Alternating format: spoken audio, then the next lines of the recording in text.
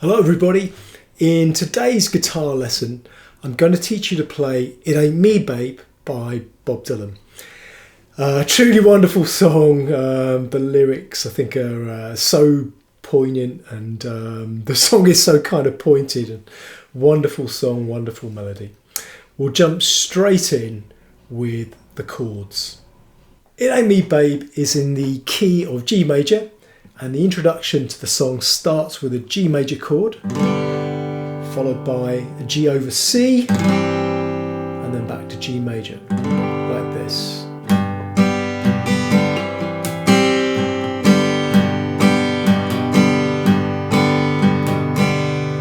And then when we go to the start of the singing, we go to this chord, which is an unusual form of D.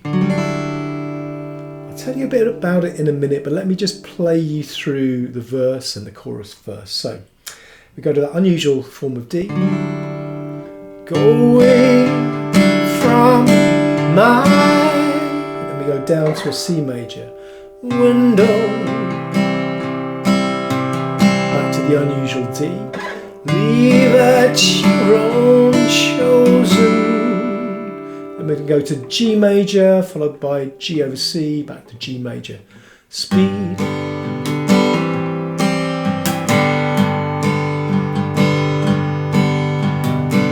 Now that whole figure repeats again for the next line of the song. So we start with that unusual D.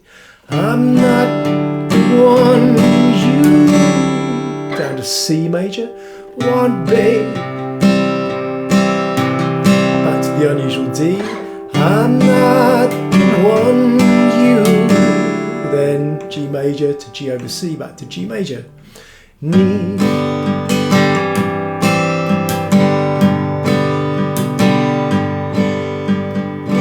Now at this point in the song, we're going to go to another slightly unusual form of a chord. This is a sort of a form of a B minor seventh. We're going to play from the 4th string down, so don't play the bottom E or the bottom A, just start from that 4th string. Ignore the 6th and 5th strings. You say you're looking, and then we take those 2 fingers and we're going to slide them down 2 frets, and that becomes an A minor 7th. And now we can play the 5th string. For someone never, back to that unusual B minor 7th. Weak but always, back to the A minor 7th. Strong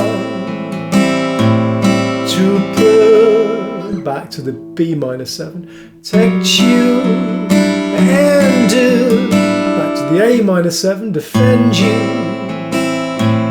weather, back to the B minor 7. You are right on, A minor 7, right. Then to C, so 1 to open each and every, and then to a regular D major. Don't, but it ain't. And now we're into the refrain, the chorus part. It starts with a G major. Me, babe. Then C major. No, no. D major. No, it ain't. Back to G major. Me, babe. It ain't. C major. Me, D major. Looking. And G major. For babe.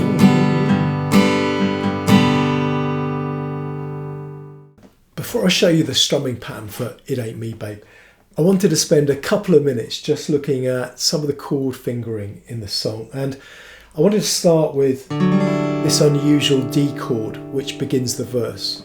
Go away from mine. Now, I think what Dylan's done there is taken a regular C major and he's done a typical guitarist kind of thing, and he's just slid it up 2 frets. And that makes an unusual D chord, which sounds lovely actually. I really like it. Now let's just think about what's making that D chord up. We'll take it apart a little bit and get semi-technical with it. So we're not playing the 6th string. The first note we're playing is actually a note of D on that 5th string at the 5th fret. So that's a note of D. That obviously usually would be in a D major chord. The next note on the 4th string there at the 4th fret, that's a note of F sharp. Again, that belongs in a regular D major chord, but the next note is this third string open, which is the note of G. So that's the first unusual one. Now G is the fourth of a D chord, so counting up D, E, F, G, fourth note of a D chord. So that kind of makes it into something of a suspended fourth chord, D sus4. After that, we've got another note of D here on the second string, third fret. Obviously that would normally be in a D chord. But then the final note we have on the top string here, it's open, it's playing a note of E, which wouldn't normally be in a D. Listen to that. It's a disharmony, but in the context of the chord, it sounds lovely. Now E is obviously the second note of a D chord, D, E, right? So that makes into a kind of a D2. So it's actually a D with a suspended fourth and a second added as well. It's basically what it is. You could probably find half a dozen different names for this if you look on the internet, but it's just basically a nice sort of D chord, which sounds lovely. A D based upon a C major slid up 2 frets. That's all it is. Now the other piece of fingering I wanted to point out was the G major, the fingering of G major here. So we go from G major to G over C, back to G major, and we do that in the introduction to the song and also between some of the lines of the verses. Now this is a good example of why it's sometimes a good idea to finger a G major like this, using the middle finger, the ring finger and the little finger. Now you can finger G major like this using index, middle and ring, and that's fine, that works perfectly fine, it's perfectly valid, but in this case it's better to use middle, ring and little finger to finger that G, and that's because it makes it very easy to get to that G over C chord that we need to get to and then back to the G, because to get to the G over C from the G major, all we need to do is to move our middle finger from 5th string 2nd fret to 4th string 2nd fret. At the same time, just put our index finger there onto the 2nd string 1st fret. That gives us our G over C, and then very easy to get back to the G. I'll show you the strumming pattern for It Ain't Me Babe in a minute or two, but just before I do that, if you've been enjoying this video, please do hit the like button. And also, if you haven't subscribed already to Peter's Acoustic Music channel, please do subscribe because it supports the channel, but also it means that you'll be notified of new videos that I release as I release them. Now, I actually think Bob Dylan is a very underrated guitarist. If you listen to his early albums, the finger picking on the Freewheeling album is really very good.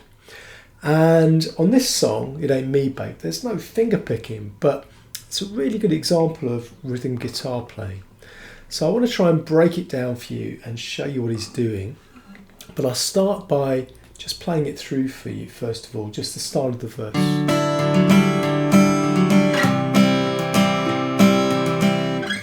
Go away from my window,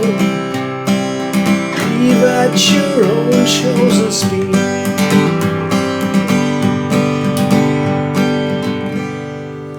So, what's he doing there?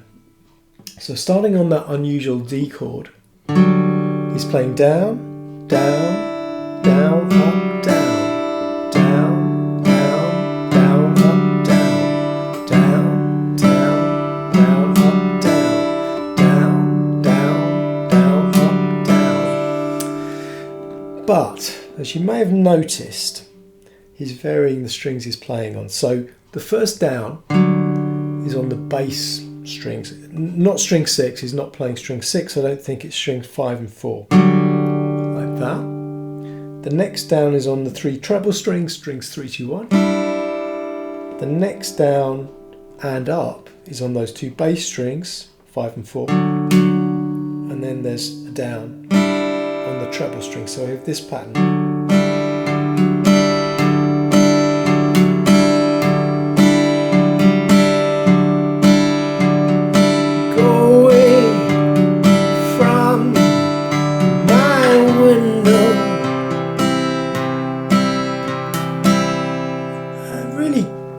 quite unusual, and you know, I think you find when you play it that having fairly soft touch is really important, because if you play it softly, it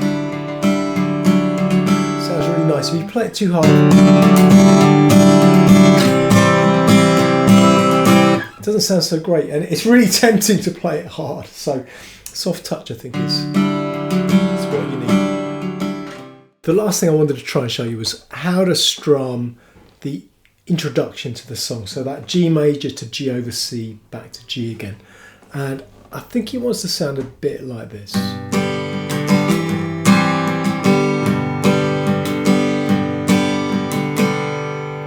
I'll play that for you again.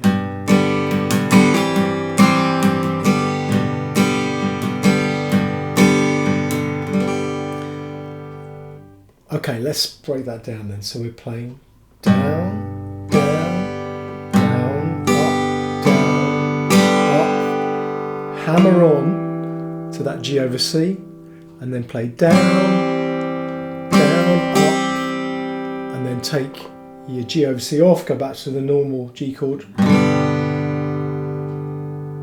play a downstroke, and then it's down, down,